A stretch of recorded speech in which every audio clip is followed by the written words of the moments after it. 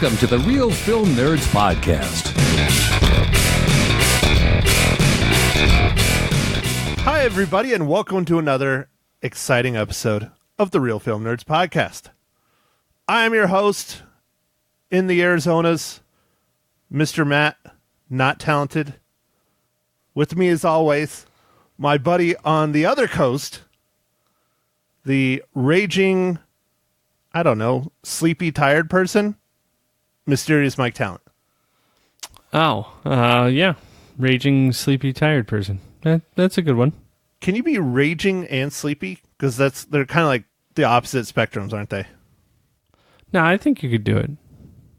Okay. All right. So maybe like raging, sleepy is like you're pissed off because you're not sleeping.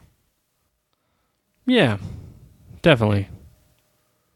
So talking about sleep, Mike, today we're talking about our fourth Stephen King movie of the year, Dr. Sleep. Oh, man, dude, that was a good segue. I'm going to have to give it to you on that one. Damn right you will. And The Shinning. We're talking about The Shinning too, right? Because we watched that as well. We teased that in the last pod. Yes, we did. Although, I think we should reserve doing a full review of The Shining for maybe next year's Harvest Horror Fest.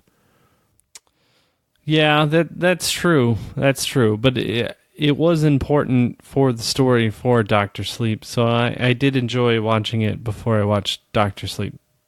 So we'll be polite, though, and we promised everyone we would give them our numbers on The Shining, and so we will.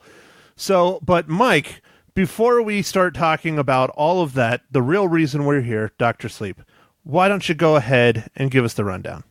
Okay, Matt. So it's Dr. Sleep. It is directed by Mike Flanagan. Its writers are Stephen King, or based on the novel by Stephen King, and the script was written by Mike Flanagan. It's starring Ewan McGregor, Rebecca Ferguson, Kyliegh Curran, Cliff Curtis, and the story is years following the events of The Shining, a now adult Danny Torrance meets a young girl with similar powers as he tries to protect her from a cult known as the True Knot, who prey on children with powers to remain immortal. Mike, do you think the True Knot goes to Knotfest? I don't know, but that would be pretty cool. Knotfest was a lot of fun. Did you go this year? No, I would like to go, but I didn't get a chance. I didn't go this year because I didn't think the lineup was super great. And Frankie Lala called me last minute saying he had a ticket. I wish he would have called me like a day before, so I could have ran down there and gone to Knotfest. That would have been sweet. Anyways, so Mike, do you want to start out with The Shinning, or do you want to start out with Dr. Sleep? I think we should do The Shining, because it leads into Dr. Sleep. Okay, so just real quick, we all, we're not going to do the rundown for The Shining. We'll do that when we actually sit down and review it. But Mike, thoughts and opinions? Do you think you need to see The Shining before you go and watch Dr. Sleep in the theaters? I don't think you need to, but it was very helpful in explaining some of the harder parts of the story, I guess, is the best way to describe it. Okay. I think I didn't see it before I went and saw Dr. Sleep. I watched Dr. Sleep and then I watched The Shining. It definitely, in my opinion, helped elaborate more on certain things and certain scenes, and no spoilers, so I'm just saying certain things. Like the cinematography, similar in the flashbacks in Dr. Sleep. The sets were almost identical to a level. I really, I'll just put it out there. I really love The Shining. I'm not a horror movie person. I'm a giant Stanley Kubrick fan, but The Shining is one of my favorite films that he has done, and I love The Shining. It's a hard movie to beat, man. It really is. Yeah, The Shining is really quite a neat movie. And when I was doing just some initial research for this, I couldn't believe some of the things. Stanley Kubrick was just interesting in the way that he did filming, and he just required so many takes. I guess a lot of scenes, it wasn't uncommon to do 35 to 45 takes of every scene. So he really just, like, every time he's like, yeah, that was great, let's do it again. Yeah, he was relentless in every single one of his films, but he's also a master at the same time. So you can't fault the guy. Yeah, no, it was his style, for sure. But I really like that movie. And I like this movie in a different way. But I think we'll get into that more in the spoilers. Okay, well, let's just go ahead and throw this out there before we dive hardcore into Dr. Sleep. Mike, how many reels do you give the original Shining from 1980? Oh, I'm going to give that 4.5 reels. Only 4.5 reels, Mike. Really? Yeah, really. Really? Really.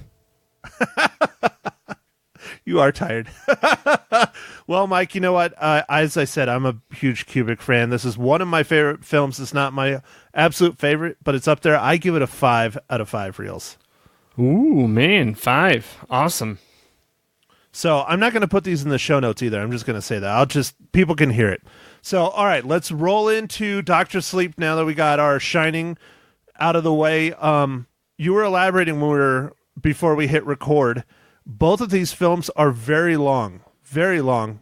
They're 2.5, 220, somewhere in there, minutes each, right? Yeah, I think they're both over 220. So that's a long film. That's 5 hours of film we dedicated to watching for this single podcast, and we're going to try and do 30 minutes.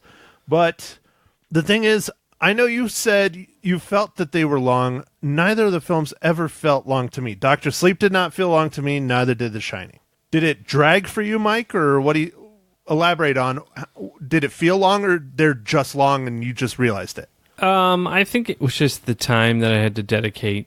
Now, I love The Shining, and I like seeing it right before I saw this movie. I think it was very helpful. I don't think you absolutely necessarily need to see it, but it can help clear some things up. Did I feel they were long? No, I didn't feel either movie was really long. It was just when I looked at my watch, I was like, oh man, like there's all that time's gone.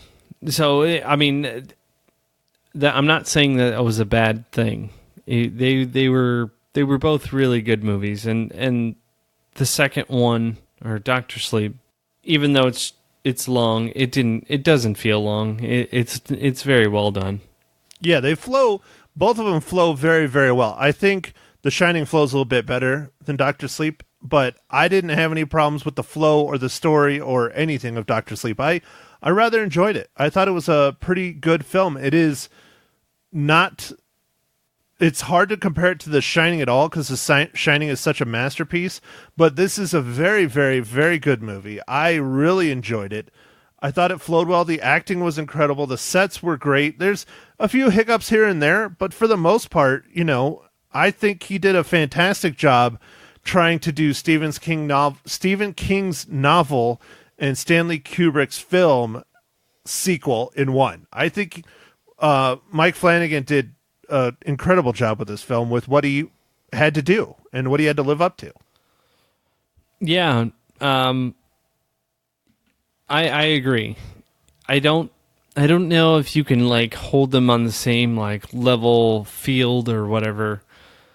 But in my mind, and Matt, you might say something different, but in my mind, this movie's kind of like, it's not a sequel as a traditional sequel. It's more of a sequel to continue the story in a kind of a different way. So I guess in my mind, I was thinking it's kind of like one of those sitcoms or something that has like a spinoff. So I was thinking like... Interesting. Like Cheers had Frasier. Right. Which involved the storyline of Cheers, kind of, because of the central character, Frasier. But it was like Frasier outside of his life of Cheers had a whole different life.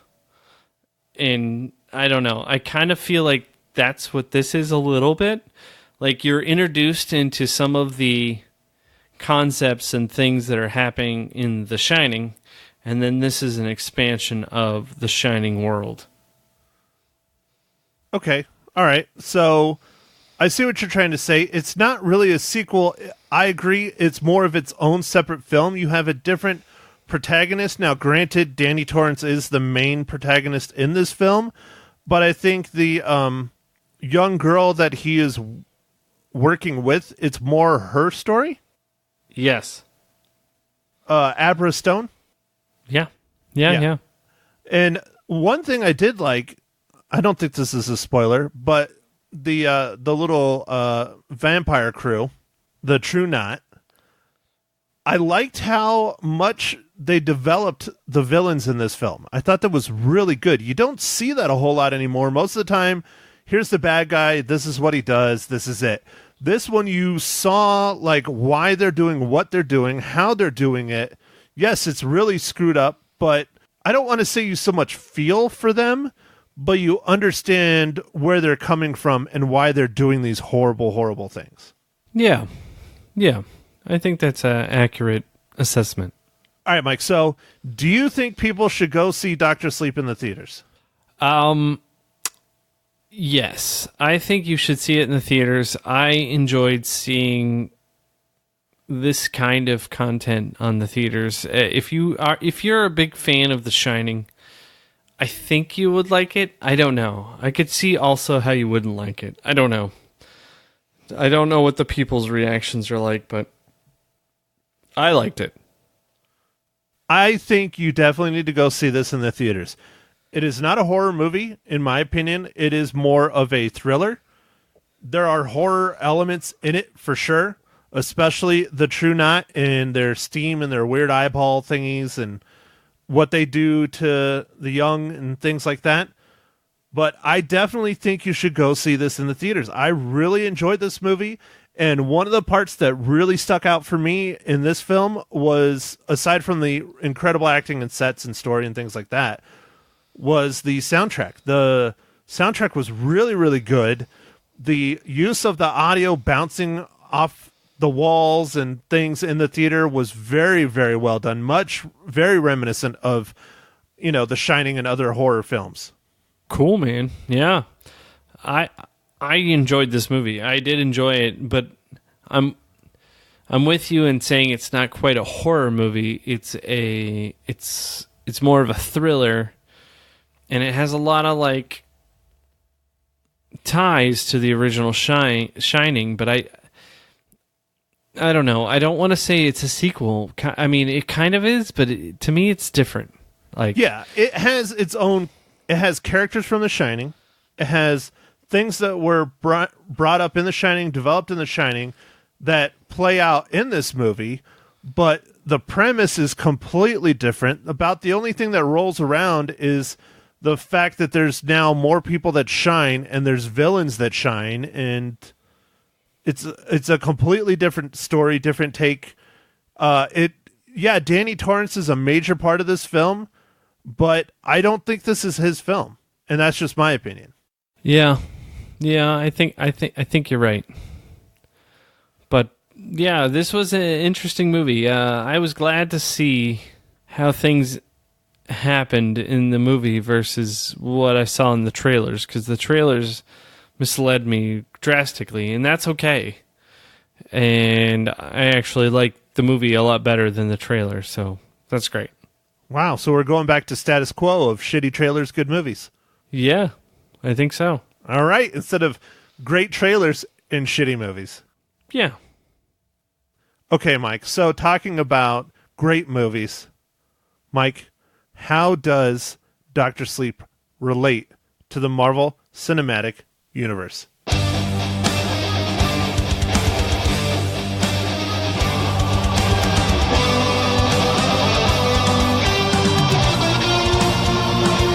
Oh, all right, Matt. Thanks for asking.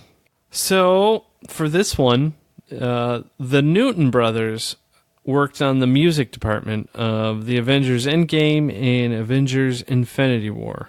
And they also worked on this movie in the music department. Nice. All right. Yeah. All right, so folks, you know what that means. It is now spoiler territory, which I've been itching to get to, because it's hard to discuss this one without spoiling a lot of it, because it is so intertwined in the mythos of The Shining and Stephen King's world and universe and all that stuff. So, spoilers from here on out. All right. So, here's a fun one right off the bat. Or maybe, all right. I'll start it out this way. What did you think about Lloyd in this movie? Oh, I don't know. It was a little weird to me. I mean, I guess it wasn't, but it was. It was interesting to see someone playing kind of Jack Nicholson's character and looking a lot like Jack Nicholson, but not being Jack Nicholson. Did you like it or did you not like it? I think there was emphasis on the side shot of the character that I thought was a little weird. Where his profile, where they were just looking at him from the side in like 75% of the conversation. I thought that was weird. I think it made sense to have him in there as Lloyd, though. I liked that scene. I thought the scene was really, really good. And that was actually the director's call. I listened to a podcast where they talked with the director about it. And that was one of the biggest things. And he knows. He's like, either people are going to love it or they're going to hate it and they're going to crucify me about it. But he's like, I did it this way because this is the way I wanted to do it. And he could have gotten Jack Nicholson, had him back there, de-aged him, done all that stuff. He said, I could have done that. He chose not to. He chose to stick with hiring different actors and to play Lloyd or to play Jack Torrance, not Jack Nicholson. And, like the, I'm forgetting her name. The mother of Danny Torrance. I'm forgetting what her name is. The original actress? Well, the original actress was Shelley Duvall. Yeah. Wendy Torrance. So, they got a different actress to play Wendy Torrance, and she was trying to channel Shelley Duvall in being herself, though, and being Wendy Torrance above being Shelley Duvall playing Wendy Torrance. Does that make sense? It's a little confusing.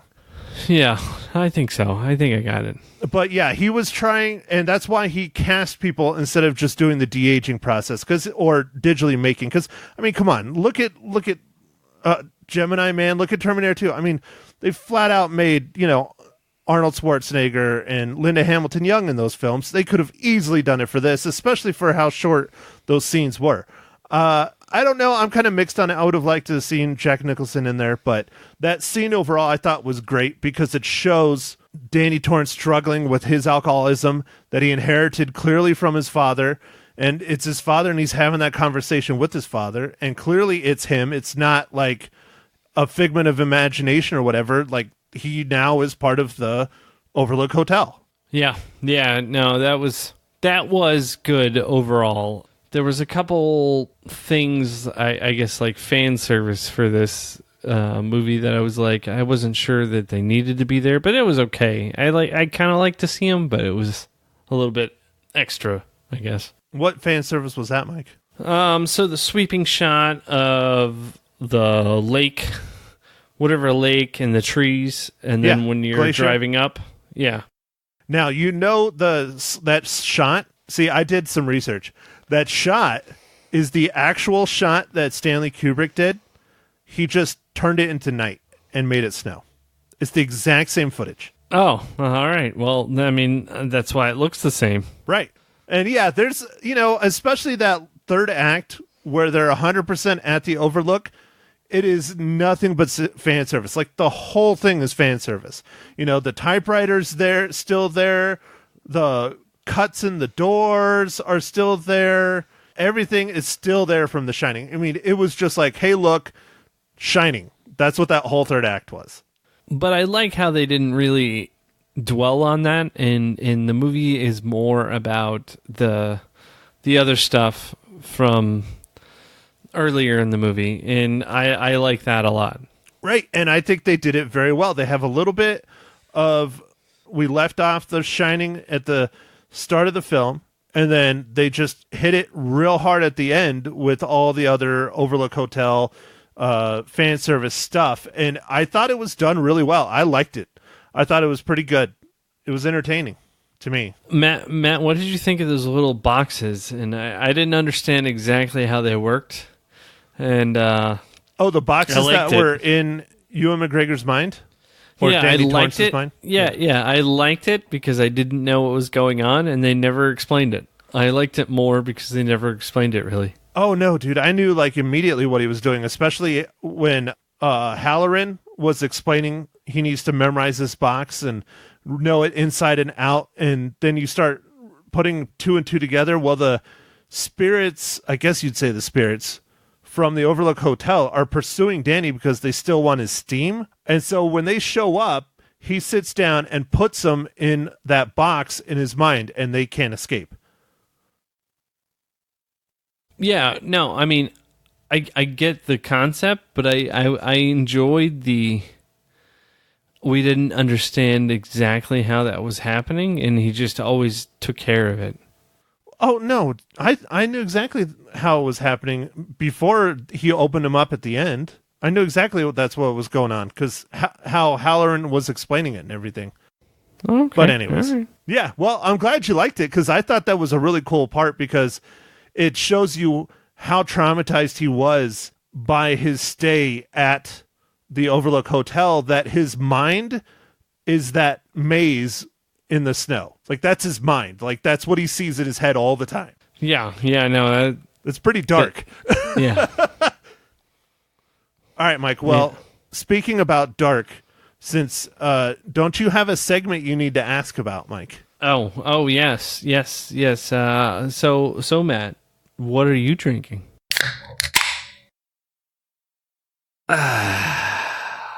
Well, Mike, I picked up a Four Peaks beer I have never picked up before. I had never seen it before. I didn't even know they did this.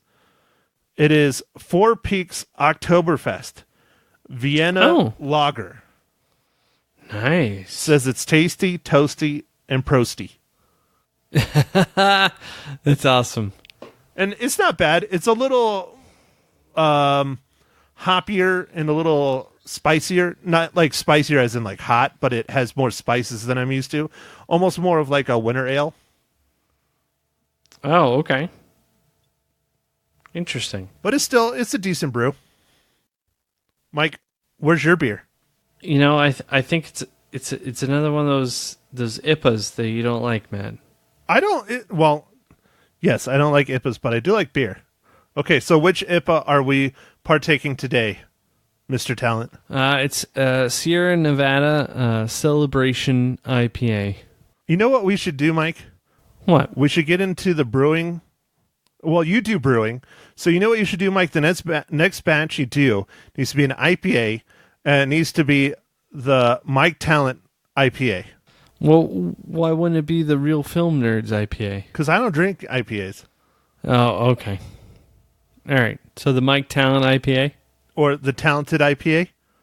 Oh, the Talented IPA. Yeah. All right. And then if you do a double hoppy, it could be Twice Talented. Just throwing it out there. I'm just throwing it out there. All right, yeah. No, good ideas. All right, Mike. So the young man that was playing Jack Nicholson in this film is someone you probably would recognize. His name is Henry Thomas. He has worked with Mike Flanagan many, many times. But do you know what role Henry Thomas is most known for?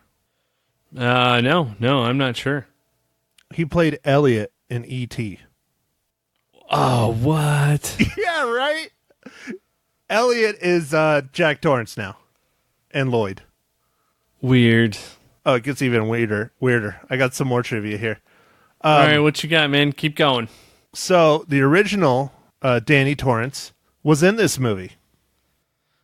He was? Where was he at? He was one of the spectators at the baseball game. Nice. And his real name is Danny Lloyd. And after The Shining, he acted in one more film. And then he quit acting for good and became a school teacher. Interesting. Which coincidentally is what Jack Torrance did in The Shining. Oh, man. It's pretty trippy, huh? Yeah. But yeah, Danny Lloyd, he's one of the spectators in the baseball game in Dr. Sleep. So that's pretty cool. that he got a little bit of a shout out in there. So, all right, Mike. Well, anything else you want to add about The Shining? I mean, not The Shining, Doctor Sleep. Jeez. See, now I'm getting them confused. I could talk about it for quite a bit. Like the True Knots, I thought they were pretty interesting characters. I wasn't like a super huge fan of like the other ones, but Rose the Hat, I mean, Jesus, that's a terrible name. But I liked Rose. I thought she was really, really good, especially since one of your favorites, Rebecca Ferguson from the Mission Impossible series, played her. I thought it was really nice to see Rebecca Ferguson doing something not Mission Impossible related. Yeah, no, it was cool. I enjoyed her role in this movie, and it was a fun role, and I thought she did a really good job with this one. Okay. What about the rest of the True Knots, Mike? Or what about Cliff Curtis as Billy Freeman? So, I like Cliff Curtis as Billy Freeman. And the other True Knots were all right. What was it? The Crow? Crow something, right? Yeah. What was Crow her Daddy. Crow Daddy? Yeah, Crow Daddy. Yeah. He was like one of the main ones, other than the one that was the old guy. What was his name? Grandpa Flick. Something. Yeah, Grandpa Flick. Okay, yeah. Grandpa Flick. I like their characters. I thought it was pretty neat, like this kind of gypsy crew that traveled around to find... I mean, their role was kind of terrible, but this gypsy crew that was trying to stay alive and find... Live forever, yeah. Yeah, different children to, I guess, feed off of. Well, I didn't like that they're like basically like vampires, you know? They're like steam vampires. I was like, it's kind of cheesy, but it made sense. They pretty much were, yeah. So, Mike, why do so many of Stephen King's books deal with children and the torture and killing of children? You know, that's a good question, man. Maybe we should ask Stephen King how his childhood was. I wonder if it's his childhood or if it's the fact that he never wanted to have kids and then he had them and he's like, I need to kill these kids. And then he starts writing really creepy, messed up books. Oh, maybe. So Matt, is this what you have to look forward to if you ever have kids? You're just going to start writing these little stories about how terrible they are? Dude, if I make a mint like Stephen King does, yeah, I'm all over it. I envision Stephen King. I even put it in the show notes for our last podcast. I envision Stephen King comes home and it's like Huel from Breaking Bad. You know, he just dives onto this giant pallet of money. Nice. I think that's what Very Stephen nice. King does. He just is, you know. He might, he's up in his house in Maine and he's just like, oh man, I hate when I just trip over money. Yeah, he's like, it's everywhere. And my bed, my water bed full of money. I can't even sleep in it because it's so much money. The whole house is just money. Yeah, the walls. Yeah. He's like, man, 2x4s suck when you got all this money 2x4s. All right, Mike, fine. I'll cut it out. I could tell you're falling asleep. You're getting delirious. Mike, how many reels do you give Dr. Sleep? I give Dr. Sleep 3.5 reels. I really enjoyed this movie. It's a different... My only caution is don't go to this expecting The Shining Part 2. Wow. Well, I'm glad to see that we are back to the way things used to be. I'm now higher than you, Mike. I give Dr. Sleep a 4 out of 5. Awesome. You know, the world is right. Everything is going on correctly. Now I know you're drunk. If you think the world is right and everything's going correctly. Or are you just talking about the podcast? I'm just talking about the podcast because you're rating higher than me and I'm rating lower and everything's good. Yeah, because, I mean, last week that was, you broke the internet with that, Mike. Broke the internet. I doubt I broke the internet. Our nine listeners were like, oh, God, look at the controversy.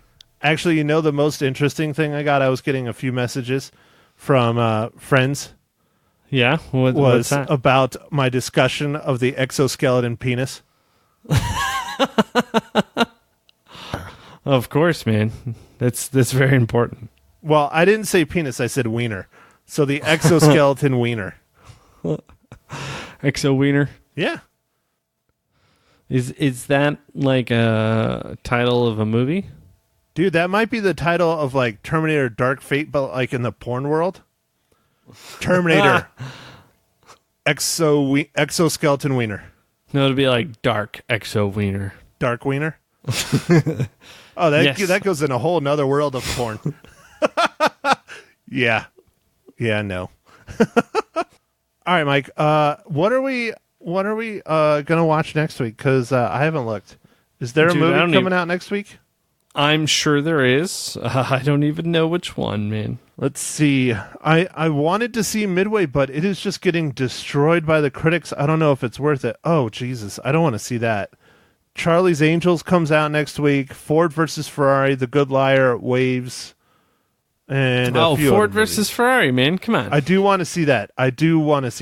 Especially since the reason why that movie even got made is because Adam Carolla did a documentary about that very thing a few years ago. And I think Hollywood was like, wow, that would make an amazing movie. Yeah, no, let's go watch Batman and Jason Bourne tear it up, man. Let's do it. Okay, sounds good. Next week, Ford versus Ferrari. All right, Mike. Anything else you want to add other than make sure and like, subscribe, tell your friends, your family that they need to listen to our podcast so that we can get more listeners, so that we can get sponsorship, so that we don't have to pay to see these movies because I'm burning a hole in my pocket. Just like Matt said, we can't emphasize enough to rate us, at least on iTunes. iTunes is still the king. Even though iHeartRadio says they're the king, I don't think they are. So if you could just like us, rate us, give us some sort of review on iTunes, it would be greatly appreciated. And I guess with that, Matt, we're just going to wrap it up. Catch you on the next pod. Thank you for listening to The Real Film Nerds. Now, don't forget to follow us on Facebook, Twitter, and Instagram at Real Film Nerds. Now, go out and catch a movie.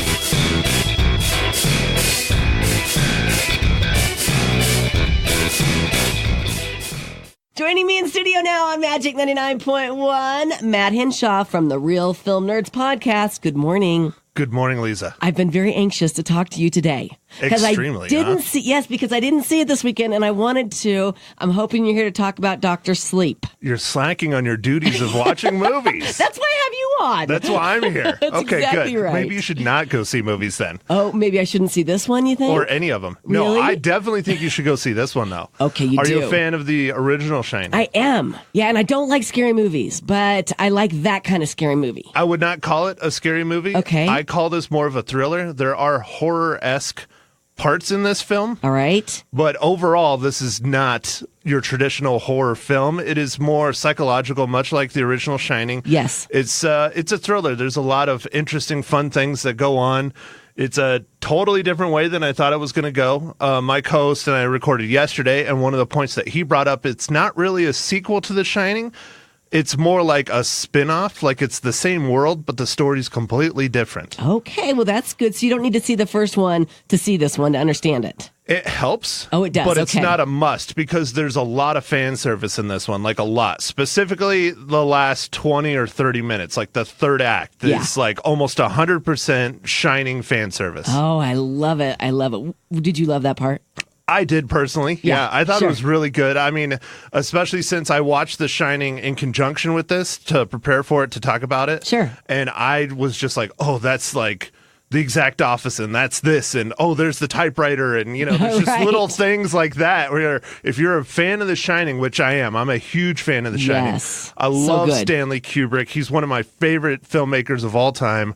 it's so good. It's so good. Okay. Yeah. And, I'm glad that you said that you don't have to see it, but you should, because a lot of the younger generations don't know about The Shining, and they're missing a great. Yes, they are. Yeah. In my opinion, they're missing a lot. Yeah. Absolutely. Okay, so how many reels are you going to give it? I think you definitely need to go see this in the theaters with 4 out of 5 reels. 4 out of 5 reels. And it came in number 2 at the box office behind Midway. Does that surprise you? Yes, because Midway is terrible from what I've heard and read. I have not seen Midway. I wanted to go see it, but as you know, I was a little busy this weekend with working. Yes. So I didn't get to see that one. I only got to see one. Okay, well. But I think I picked the right one. It wasn't a big weekend for movies. Midway brought in $17.5 million. Dr. Sleep only $14.1 million. Everybody was at the Naz Suns game on Saturday. That's why. Yep, that's what it was. We're all just too busy watching basketball. Absolutely. All right, Matt Henshaw, you can catch his podcast, Real Film Nerds,